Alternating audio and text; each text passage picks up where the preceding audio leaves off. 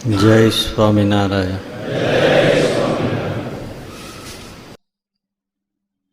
ઉત્તર પ્રદેશમાં ધુવા ગામ છે. ફક્ત ચિંતામણીમાં ધુવાનું ગામનું નામ આવે છે. ધુવા ગામમાં લુહારોની બહુ વસ્તી અને લુહારોનો સત્સંગ મોટો, જબરો સત્સંગ, અદ્ભુત સત્સંગ. એમ શ્રીજી મહારાજ છતાંનો લુહારો લોકોનો. એમાં રામપ્રસાદ લુહાર બહુ સારા હરિભગત. બપોર વચ્ચે રોટલો પાણી જમી થોડો આડે પડખે આરામ કરી પછી જાગી જળપાન કરી માંડ કીર્તન બોલવા ઓસરીમાં બેઠા બેઠા આંખો વીચે એક એક કડી બોલે અને એવો રસ લે મહારાજની મૂર્તિનો. સમય મળે ત્યારે ભજન સાંભળે એ ભગત, અને સમય મળે ત્યારે ભટકવાનું જેને વિચાર થાય એ સંસારી. અને સમય મળ્યો તેમ થયું કે લો થોડું ભજન કરી લો. ઘણા છોકરા હોય ને પરીક્ષા પતે ને પછી હાલો હાલો એકાદો શો જોઈ આવીએ. અને દેવી હોય ને એને એમ થાય કે હાલો પરીક્ષા પતી છે ને કોઈક સાધુ પાસે જઈને થોડું સાંભળીએ, ભજન કરીએ, નરનારાયણ દેવનું દર્શન કરીએ, ગરડપુર ગોપીનાથજીના દર્શન કરીએ, વડતાલ દર્શન કરીએ. એને એવો સંકલ્પ થાય. અને આવા મૂર્ખ ને દુષ્ટ પાપી હોય એને આવા વિચાર થાય.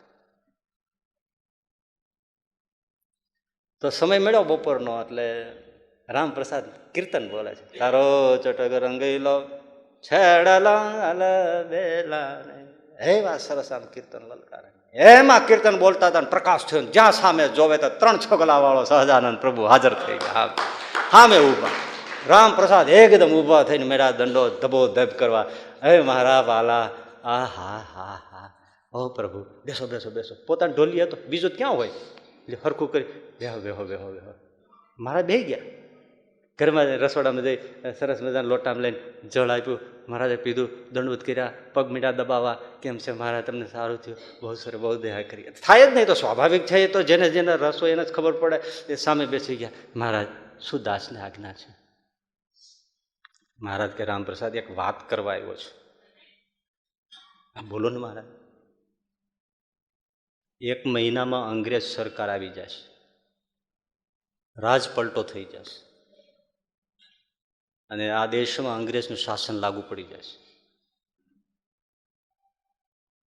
એટલે મહારાજ, હા, આ લોખંડની ખાણો ઉપર અંગ્રેજો પ્રતિબંધ મૂકી દેશે. લોખંડનો ધંધો નહીં થાય. લોખંડનો ધંધો પડી ભાંગશે. અરે મહારાજ, એ લોખંડનો ધંધો પડી ભાંગે તો 8-10 હજાર લુહાર લોકો એના ઉપર નભે છે આ પ્રદેશમાં. મહારાજ બિચારા બધાનું થાય શું? મહારાજ કે બીજાનું જે થવું એ થાય, હું તારું કહેવા આવ્યો છું. મારો જેને આશરો એની મારે ચિંતા. બીજાના એના કર્મ પ્રમાણે જે થશે એમ થઈ જ રહેશે. સૌના કર્મ પ્રમાણે એનું બધું ચાલે છે, પણ મારા ભક્તનું કર્મ પ્રમાણે નહીં, મારી ઈચ્છા પ્રમાણે ચાલે. એટલે તમારું શું થાય એ કહેવા આવ્યો છું. એનું થઈ રહેશે, એના કર્મ પ્રમાણે સૌનું થઈ રહેશે. હા, તો તમે મારું ભજન કરો છો, તમે મારો આશરો રાખ્યો છે, તો હું તમને કહેવા આવ્યો છું. જો આગોતરી ચિંતા કઈને આજે હું તમને અપીલિંગ વોઇસમાં કહું છું કે સ્વામિનારાયણ સ્વામિનારાયણ સ્વામિનારાયણ ભજન કરજો અને ધર્મ પાળજો અને સાધુને છોડતા નહીં. એવું નથી અમારે તમને પકડાવી નથી દેવા, પણ છે ને એ ભલે દુનિયામાં બોલે કે આ બધા મીડિયા છે ને દલાલો છે, દલાલ નથી. આ તો હાથે હાથ સોંપી દે એવી બધી વાતો છે.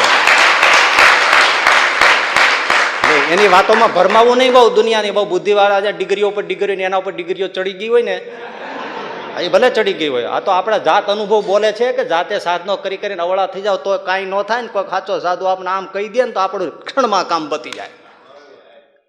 એટલે બહુ વળ કરીને ઘેરે બેઠીને માળા કરી લેશું, ઠાકોરજીને પૂજી રાખશું, એવા ફાંકા ન રાખવા. બહુ ઘણા નહીં. હું અહીં સવારે બેઠો માળા કરતો ને જોઈએ જ રાખું, લાઈન થતી હોય દર્શનાર્થીઓને. એમાં અમુક સમજદાર લોકો હોય ને એ સાધુ સંતો નીકળે જય સ્વામિનારાયણ કરે. બાકી તો મૂઢની જેમ ઠાકોરજીને દંડવત દર્શન કરે, આમ કરે, પ્રદક્ષિણા કરે અને સાધુને બાપે મારે વેર નીકળી જાય. હામુય ન જોવે. આપણે જોવરાવું નથી, પણ આપણને એમ થાય કે તમે ભાગવત સાંભળો છો, રામાયણ સાંભળો છો, ગીતા સાંભળો છો, એમાં શું કહે છે બોલો? ભાગવત શું કહે છે?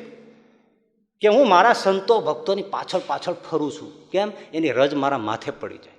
ભગવાન ઈચ્છે છે. અને આ બધાને ફૂટ્યા કે જે ભગવાનને ભગવાનના સાધુને સામું જોવા માંગતા નથી. મળી ગયો તો મળી ગયો, જે કર્યા ઘણા એવા બીજી વકલ એવી હોય કે મળી જાય જે સંદાન કરે, બાકી એને કઈ બહુ પડી ન હોય. પણ એલા બાય સાધુને ભૂલવા જેવા નથી. તમને તમારા બૈરાન મોઢું ન જોવો તો પેટમાં દુખે ને, એમ જેથી સાધુ ન દેખાય તેથી પેટમાં દુખવું જોઈએ. બોલો. પણ આ તો બધું ઠીક છે, મળ્યો ભલે ન મળે ના મળે બરાબર. મારું તમે જાણો છો, મને તો પાસે આવી ગમતું નથી, હું કોઈને આવવા દેતો નથી. એટલે હું એવું નથી કહેતો કે તમે બધા મારી વાહ આવો, નહીં. તમને ગમે તે પણ કોઈ સાધુ, સાચો સાધુ બહુ મોટી વાત છે ભાઈ. હવે અમારા મહિમાની વાતો નથી કે તમને જ્યાં શ્રદ્ધા હોય ત્યાં જજો, પણ સાધુ સાચો હરિભગત ઘેરે ટાઈમ ટુ ટાઈમ, નિયમ ટુ નિયમ મૂર્તિ પૂજ્યા રાખો, બહુ સારી વાત છે. પણ સાધુઓને ક્યારે નિગ્લેક્ટ કરતા નહીં. ત્યારે જરૂર નથી એમ માનતા નહીં. અમે તો ગોપીનાથજીમાં જોડાયેલા છીએ, વડતાલ હરિકૃષ્ણ મહારાજમાં જોડાયેલા છીએ, અમે તો નરનારાયણ દેવમાં જોડાયેલા છીએ. હવે કંઈ સાધુ મળે કે ન મળે એમ બહુ નહીં થાય. કારણ કે ક્યારેક ક્યાં વાંધો પડી જશે ને ત્યારે સાધુ આવીને કાઢશે. એટલે તો ત્રીજા વચનામૃતમાં જ કીધું, અખંડ મૂર્તિ દેખાતી હોય, આ હું નથી કહેતો, મારું અખંડ મૂર્તિ દેખાતી હોય. આમાં દેખાય જ કોઈને અખંડ? બૈરા છોકરા અખંડ દેખાતા હોય. અખંડ મૂર્તિ દેખાતી હોય તો સાધુ બ્રહ્મચારી હરિભગત એની હારે હેત રાખજો, એને સંભાળી રાખજો. કેમ? એવો સમય આવે ત્યારે જો મૂર્તિ ભૂલાઈ જાય, પણ જો સાધુ યાદ આવી ગયો, બ્રહ્મચારી યાદ આવી ગયો, હરિભગત યાદ આવી ગયો, તો એને યોગ્ય કરીને ભગવાનની મૂર્તિ યાદ આવી જશે ને જીવ મોટી પદવીને પામી જશે. 5 લાઈનનું જ વચનામૃત છે, એટલા હાટુથી આખું વચનામૃત સંતોએ નાખ્યું. આપણે હા ધ્યાન જ ક્યાં દઈએ છીએ?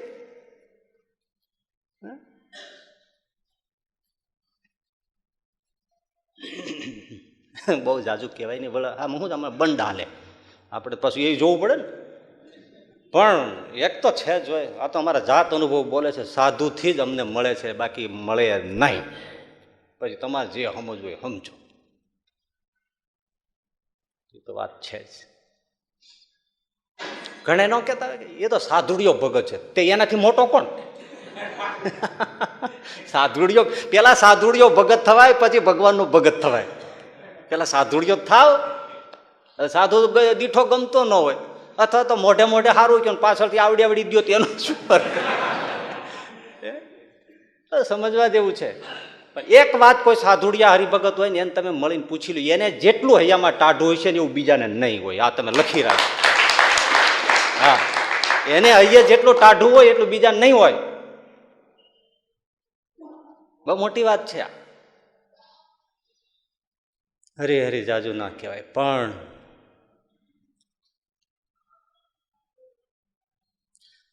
રામપ્રસાદ, હા, અંગ્રેજ આવી જશે, લોખંડની ખાણીઓ ઉપર પ્રતિબંધ મુકાશે, ધંધો ભાંગી પડશે.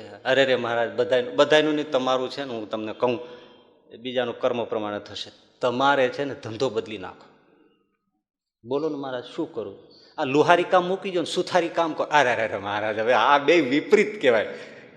આ આખું ઊંધું થયું. ક્યાં લોઢા ઘડવા અને ક્યાં લાકડાનું કામ કરવું. અમારે આમાં રંધો હાંકવાનું આવે જ નહીં, હથોડા પછાડવાનું આવે, અને ઓલામાં હથોડા ના આવે, ને બધું આમાં જ કરવાનું આવે. હવે આમાં કેમ મેળ પાડવો બધો? મહારાજ મહારાજ કે રામપ્રસાદ, મેળ પાડવો કોણ ન પાડવો એ કોના હાથમાં? ને મહારાજ, એ તો તમારા હાથમાં છે. શું કરું મહારાજ? મહારાજ કે કંઠી, માળા ને બીજું કઈ લાકડાની કાષ્ટની એવી વસ્તુઓ બધી બનાવો. મહારાજ માળા કંઠીનો હાલ છે, રામપ્રસાદ કોનું હાલે? અરે મહારાજ, તમારું હાથે અમારું હાલવું હોય ને તો લાકડું હાલે, ન હલવા દેવું હોય ને તો સોનું ન હાલે. અરે મહારાજ, ભલે ભલે, હું કંઠી માળા અને બીજું લાકડાનું ને એવું બધું કામ કરીશ. હા, બસ એટલું કરજો. અને જો તમને મેં દર્શન દીધા, એટલે હવે જેટલા આપણા હરિભક્તો છે ને, જે મારો આશરો કરીને બેઠા છે, હા, સ્વામિનારાયણ સ્વામિનારાયણ કરે છે, એ બધાને તમે છે ને બપોર પછી ભેળા કરી દો અને બધાને ચેતવી દેજો. બધા ધંધો બદલી નાખે. જોવો બાપરિયા, હે, બધાને કહી દેજો જે અનુકૂળ હોય એ બધો ધંધો બદલી નાખે. ભલે મહારાજ, આજે હું બપોર પછી બધાને ભેળા કરી અને બધાને કહી દઉં ધંધો બદલી નાખજો, આવું થઈ ગયું છે અને મહારાજે આવું કીધું છે એમ કહું ને. હા, ચોખ્ખું ચોખ્ખું જ કહેજો, નહીં તો કોણ તારું માને? વાત એ છે ને. અને બધાને કહી દેજો ધંધો બદલી નાખે. અને મારા તરત ઊભા થયા, હાથમાં સોટી લીધી, ચાકડી પહેરી. એ રામપ્રસાદ, એક કામ હજી કરજે. હે, ઊભા થતા છોગલાને હરખું કરતા કરતા એકાદીને એકાદમાં લાકડીને એક આમ પગથી ચાકડી પહેરતા પહેરતા મહારાજ કે રામપ્રસાદ એક કામ કરજે હજી. હા હા મહારાજ બોલો ને. બે ઊભા થઈ ગયા, ઊભા વાત કરતા ઓસરીને કોઈ હાલતા હાલતા. રામપ્રસાદ, હા, અરે કરશન લુહારને તે 6,000 રૂપિયા આપ્યા છે ને, તારા લઈ લીજે, નહીતર ખોટા થઈ જશે. એ આજે જ લેજે હો, આજે જ લેજે, તાકીદ કરી. એના માટે કાલ નહીં રાહ જોતો, આજે જ લેજે, નહીતર પૈસા ખોટા થઈ જાય છે. તારો 1 રૂપિયો ખોટો જાય એ મને ના ગમે. વારે વાહ, હવે આમાં આથી બીજું શું જોઈએ ભાઈ? ભગવાન કેવો જોઈશ તમારે? આનાથી બીજો કયો ભગવાન જોઈશ? આ જેની વાતો હાલે છે આમ ઉભો છો, જો આ ઉભો, હા એની વાત. એકવાર એને અભિનંદન આપો.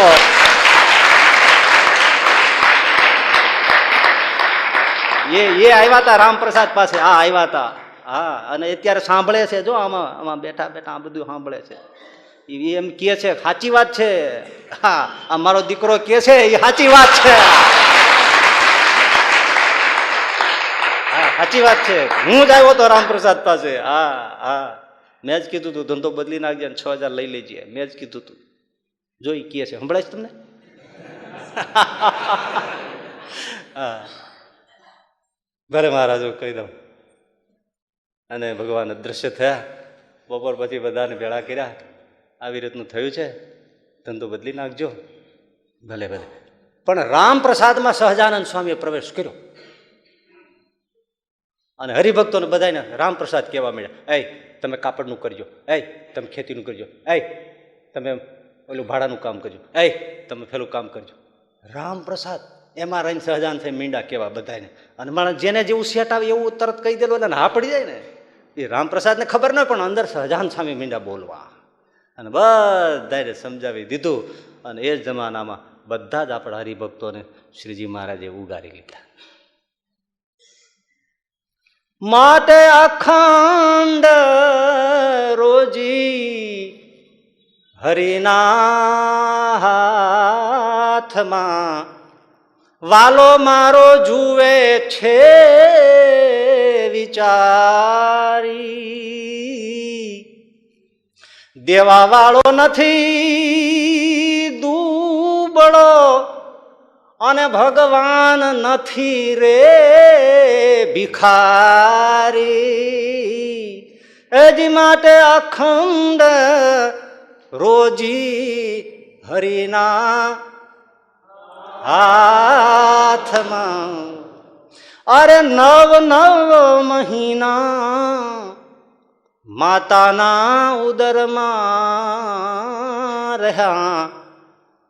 તે દિવાલે જળથી જીવાડ્યા. ઉદર વસાને એ વાલો મારો આપશે અને આપશે સૂતાને જગાડી. માટે અખંડ રોજી હરિના હાથમાં વાલો મારો જુએ છે વિચાર. વારે વાહ, હે ભગવાન! આનાથી બીજો કોણ દયાળુ સહજા? એટલે સહજાનંદ દયાળુ બળવંત બહુ દયાળુ છે ને પાછો બળવંત છે. દયાળુ હોય ને કરી ન હકતો શું કામ દો? આરતીમાં તમે મેજિક જુઓ. હે, સહજાનંદ દયાળુ પણ પાછો બળવંત. બળવંત અને બહુ નામી બધાને પહોંચી વળે. હે ભગવાન!